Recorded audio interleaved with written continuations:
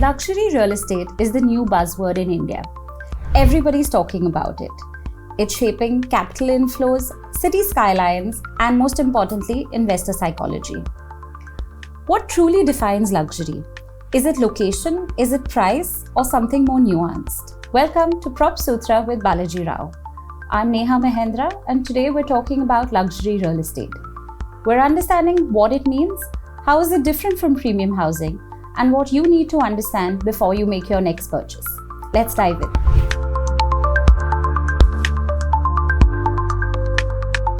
Welcome to the show, sir. Thank you. Today I'd like to talk to you about luxury real estate. Now in India, unlike affordable housing that has been formally defined, there's no formal definition for luxury housing. It's largely market-led. Further, most market reports that talk about luxury housing usually use a single measure of value, which is your price. So I'd like to begin this episode with first understanding what is luxury housing and what are the general characteristics. Well, you're absolutely right when you say there has been no formal definition of luxury housing because it's the creme de la creme, the top end of the market, the residential market. So when we talk about luxury, yes, we need to first define what is luxury. Forget about the price and the ticket size and the value, okay? Luxury as far as real estate is concerned, and especially with specific reference to housing, residential real estate, is not just a question of pricing and value, because that's the derivative. Correct. If it is actually luxury, it will actually command the best price. Yes. Okay. So it is about the quality. So when we say the quality and the branding, what do we mean? If we break it down, any luxury housing, first and foremost, should be location, location, location. It should have the right zip code or the pin code. Okay. Why? Because it is in this pin code that we'll have the best infrastructure. It'll have the best accessibility, maybe. It will have the best connectivity. It will have the most scenic view, maybe. Right. And that's why certain pin codes, certain areas, micro localities in every city become a luxury spot. Right. Correct? So it is first starts with that location, location, location. Okay. Then the question comes in, what about the gentry? Right. Whenever there's a luxury hotspot, naturally the rich move towards that. Correct. Because they can afford it, it's more expensive than the others. So the gentrification of that luxury locality is the next important thing. Okay. Because it's not good enough to have all this but no gentry. Correct. That really justifies the luxury tag. Yeah. So then comes the gentry, and last will come the actual property in question. Okay. Whether it has been designed well, whether it has a great theme in its designing, whether it's well laid out, well ventilated, does it have finishes, does it have amenities, what you were discussing about. Correct. You understand? You add up all the three and naturally add to a good price. Right. You understand? So that's a derivative. Mm-hmm. Now we are trying to catch luxury in India by catching its tail. Right. And saying, I got it. But that's not it. And I think it's been completely missold as luxury, lots of projects that are nothing but the most expensive projects maybe in that locality, Right. which makes it premium. Because in any locality, there'll be three price points. Right. There'll be the affordable or budget or economy flats. Yes. There'll be the mid-market or the premium on the top end, and there will be the mid-market at the middle. So these are the three which are there. So every premium project doesn't become luxury. Understood. You understand? I can't go to some area and make it a luxury. Right. You understand? So I don't think people understand that very well. And Okay. I think it's just completely misrepresented. Okay. So how would you differentiate between luxury and premium? See, the question of premium comes whenever in a particular locality, in a particular area, you're at the top end because of your sizing of your flats, because of your design, because of your finish, because of your amenities. You can be at the top end. Right. And that's the premium one in that locality. Okay. And then there will be, as I said, a mid-market and a affordable or economy one. Right. You understand? So I think a lot depends upon the location, again, as I'm saying. Okay. Like if in Bombay, I'm in Malabar Hill, if in Delhi, I'm in Luchin's bungalow zone, the location will determine that, yes, I can make a luxury project out here because the premium in a great location becomes luxury. Understood. You understand? Yes. If the location is not great, I can't put a premium on Antop Hill and make it the same as Malabar Hill. Understood. It will still remain at best premium. It best remains premium. Okay. And then we have the ultra luxury, which people tend to refer as the 0.5 to 1%. In India, how do we look at that? See, these are just a question of price points because you see, ultra luxury, uber luxury, and all of them just keep on refining to the very top end, Okay. So if you have let's say, over 100 crore property, it's ultra luxury. Right. If I have a 20 to 100 crore property, it is luxury maybe. You understand? Understood. If I go below that, maybe, yes, you're getting into premium and so on and so forth. So it will depend a lot on the city and everything.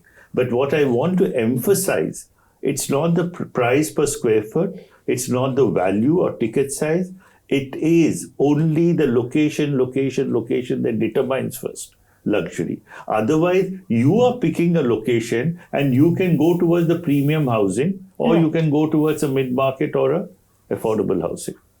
So in a true sense, luxury housing would only be found in the top tier 1, tier 2 cities. Naturally. So for this podcast, we had a look at a couple of market reports. I have a few statistics I would like to read out before I ask my next set of questions. To generalize, the reports peg luxury housing anywhere between 1 to 5 crores and above. Now, data from Knight Frank and Anurag and a few other reports generalize that in 2025, we saw a 40% growth in sales in the luxury market year on year. And that contributed to 25% of the total sales that took place in the year in at least the major cities, the top 8 cities. Another report released by CBRE also spoke about how the number of new projects launched. They were talking about the new projects launched. They've seen a 30% year-on-year rise from 2023 to 2025. And most of these new launches, again, have been concentrated in the top 3 cities. Now, we've understood in the previous segment that luxury can only be in these top cities. So there we're okay. But what I'd like to ask you now is, what do you think is currently driving this market? And why has there been such a surge? Okay, let me do a bit of a correction. Okay. When these guys are talking luxury, they're mixing it up with premium. Correct. Yes. Okay? They're taking every premium project in every locality and calling it luxury. Right. Because the builder calls it luxury. Right. Correct? And they're just going straight on a value basis. Right. I don't look at it that way. Yes. I think they're all distinguishing. Luxury is a very different market. Right. Okay. And it doesn't really move the market. Yes, it has high value. It makes headlines. It's sensational. Yeah. But it doesn't move the market. The base of the market is still always going to be affordable, mid-market, and premium to some extent. Understood. Okay. So let's get that as my way of looking at things. Okay. And as far as what your question comes, yes, why is this market growing? And, I think in India, what is really growing are the aspirational class. Okay. We have a lot of newly minted millionaires and billionaires coming up because of startups, because of IT, technology, everything. So, and also there's a lot of NRI money coming in also. Right. And when NRIs look at India because of the rupee value, yes, is naturally much more reasonable to buy into India. $1 million can buy him as, by your definition, a luxury home. Yes. You understand? So all this sort of a thing is driving the upper end of the market. Right. And builders are falling over themselves to market themselves as luxury because it has that ring that you're buying something exclusive, something designer. Right. Okay. But I think real estate, as to be very clear, should be looked at in 2 dimensions. Okay. What you need to live in is going to be purely emotional, practical, functional, social, and so on. Right. You understand?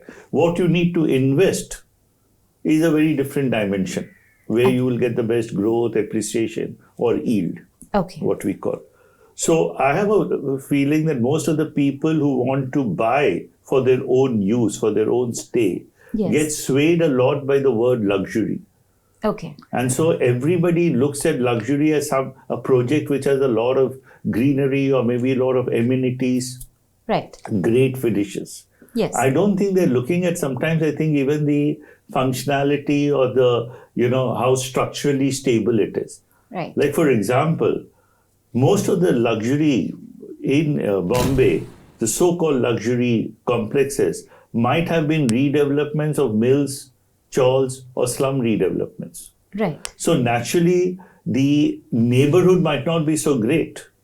Yeah. So you will not get the same neighborhood effect, as I keep repeating, of Malabar Hill or Altamount Road or Beach Candy Road when you go off into, the Parel areas or Wadala or Shivri. Understood. You can't. Yes. So you can have a premium project there. Right. No harm done. Yes. But don't call it luxury, Understood. because that's stretching things a little bit far. Okay. You understand? So I think being a high value ticket purchase, people should be more careful when they're buying as to figuring it out. But just for advertisement, for selling purposes, everybody hypes it up. Okay. So it's okay. I mean, you can call it luxury, but the reason why the sales are growing is because the premium end of the market Right. is rapidly increasing, because there are many people today who are coming into these major metros who are non-residents either of the country or of the city, who are taking positions in this because either for their own stay or maybe some of them think that it's good for investment also, which it is maybe. So I have a feeling that's driving the market, but I would be more happier if the mid-market and the affordable sections actually grow in volume. That's when a market is more robust. Understood. But what is specifically driving pricing in this market? Do you think it's land scarcity, speculation, or because there's an increase in demand? I don't think there's an increase in demand. It's a sort of a, you're more of a price taker in this market. You understand?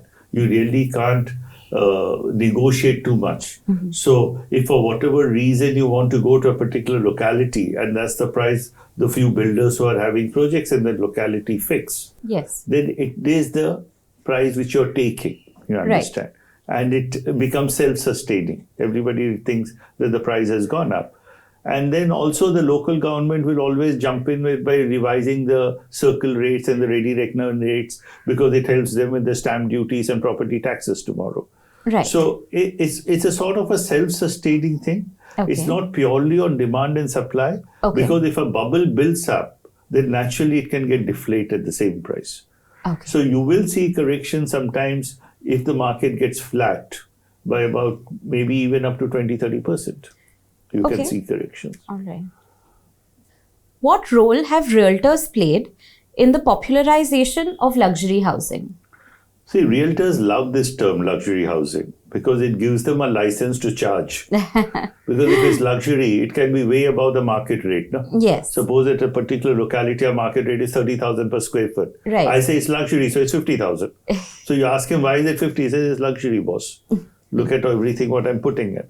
So it's a very good advertisement, sort of a tagline to put that it's a luxury housing. That's why I said I don't think we should get taken up by these labels of whether it's luxury or not. You see whether, yes, in that locality is premium. If it is the premium, then should I pay 20,000 more than the mid-market or economy price or whatever it is, to check whether are you really getting value for money. In a way, it's psychologically effective because everybody is aspiring for a better life. And so if you tell them that, hey, if you can't go to Malabar Hill, but you can live like how the people in Malabar Hill live, but elsewhere. But your neighbor will not be that Malabar Hill gentry. No? See, one of the aspirational things which you do is that you get the neighborhood also. No? Right. Otherwise, so what if the neighborhood is the same?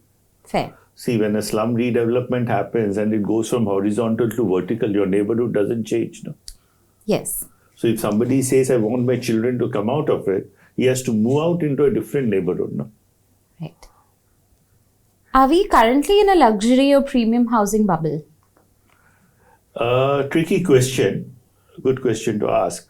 I genuinely feel we are heading towards it, and with all the geopolitics and what we see happening recently, Yes. we might very well go into a bubble where there'll be a price correction. Do you anticipate a price correction in the near future? Yes, I think this year and next year will be a bit of a struggle for both premium and luxury housing because there might not be so many takers unless you have a very, what I would call a sort of a serendipitous sort of a thing. Because there is geopolitical struggles all over, will Indians abroad rush to buy more properties in India? Yeah. To be the safe haven. I don't see that situation also developing. But if it does, then to some extent these guys will all be saved. Otherwise, you might have to reprice yourself. Well, I mean, we saw an increase in luxury sales in the Dubai market, for example, when the Russia-Ukraine war broke out. Now we're seeing unrest in the UAE area with the most recent attacks. The Russian oligarchs came to Dubai. Dubai has a large NRI population. You don't anticipate that if things They'll come to India? No. Maybe. No? Why not? Because they don't come to generally large countries. They would all prefer to be in these free trade zones and tax-free zones. All right. So I don't see Russian oligarchs trying to grapple with ITR2 and filing income tax returns in India. But what about the NRI population? NRIs will, because he will naturally, if he doesn't have, or even if he has one and he thinks it's not what he would really like to come down to, he will naturally go and buy more premium or luxury sort of apartment. Right. They will, but not outsiders. Okay. Do luxury and premium properties work as better long-term investments? This is also a very tricky question because typically in any locality, if there is a price appreciation, the premium projects will always do well. Okay. And luxury has its own appreciation because they actually become very few. There can't be too many sort of golden triangles of Malabar Hill, Nepean Sea Road being created. Correct. There can be a Malabar, maybe there'll be a Pali Hill, maybe there'll be a Jew, but there can't be too many of them. So they naturally command a premium, though they might not have the liquidity which others have in down the scale. They will have a good sort of a price appreciation if you're patient. Okay. How liquid is luxury real estate? Not very liquid because it's like, as I said, in certain markets they won't do well. Right. Whenever there's uncertainty or something, they don't do well. People will refrain from it. And it is not really the user market so that every user, because at that level, every user has his house. Right. So it doesn't really need to shift from a 6-bedroom to an 8-bedroom immediately, for example. Right. So it is not that liquid as a regular mid-market housing is, but it has a price appreciation built into it. Okay. Because there'll be fewer that sort of properties. Okay. So as and when the market rises or there is a demand, they will command a better price. What about the premium market as we see supply increasing? Premium is just in the shadow of luxury, I would call it. Okay. So it will be following in the slipstream. Okay. So sellers can expect an exit at fair value? Oh yeah. Real estate is, at the end of the day, it is buoyant. Okay. It's just that you have to be patient because if you buy in a boom market and it suddenly slumps, then you have a 12 to 15-year cycle to wait for. Okay. If you buy in a market which is in a trough, and then you might get out in 6 to 8 years. So it depends on where you're buying. But if you're patient, whether it is 6 years or 12 years, you will get your money. That's for guaranteed. Okay. Thank you. So in this segment, I want to talk to you about how our market compares to the global luxury market. So to start, if I were to compare Billionaires Row in India to, say, Billionaires Bunker in Florida, how different is it? See, the difference would be in their tastes and characteristics. But yes, But I would feel what we are all trying to miss out is in India, we still have to have conclaves which are really great in infrastructure and connectivity and accessibility. Okay. You understand? Yeah. Like there's no sense in saying I'm in a great billionaire's row when there's no helipad at all. Because if I'm a billionaire, I might want to fly in by my helicopter also. Right. Isn't it? So there's a lot to do abroad when you talk about these hotspots for luxury housing. They have a lot of facilities. Like I might have a yacht. I'll sail into my thing. Right. You understand? So you might have yacht berthing facilities, a marina, the roads, the helipads, the private airports. So you need the whole enchilada, what I would call. Okay. You understand? In India, we are just doing it because that's where the billionaires stay. They always group together. Right. And it has better infrastructure maybe than the rest. Understood. But is it comparable to international standards? Far from it. Okay. There's another difference that I observed is in terms of the space. Even within India, the space that you can get in, say, a Lutyens colony compared to a Malabar Hill can differ vastly. Correct. Especially in Mumbai, where we're so concentrated, people are paying as much as 100 crores for a flat. Can that really be counted as luxuries just simply because of its location? Oh yeah, because see, you can have a mid-Manhattan condo, like say your Trump Tower condos or whatever.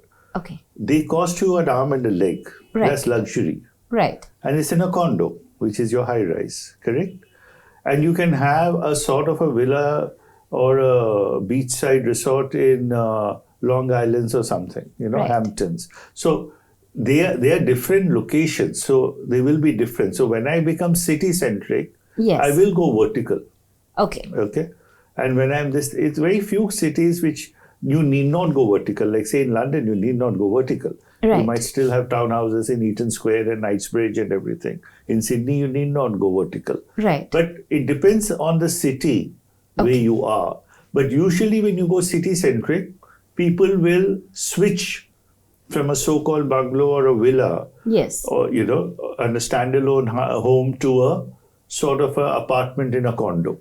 Okay. And they both can be luxury based on the price of land out there. Okay.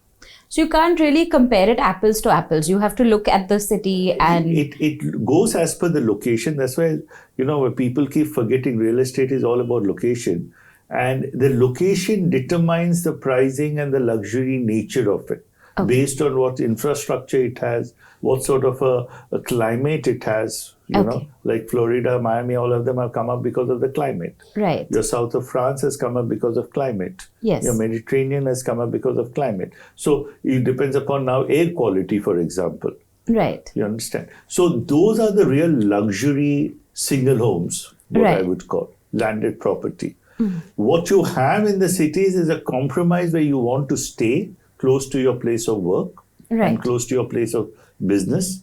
But there you will be most probably in a conditioned building, air-conditioned condo. Right. Sort of a thing.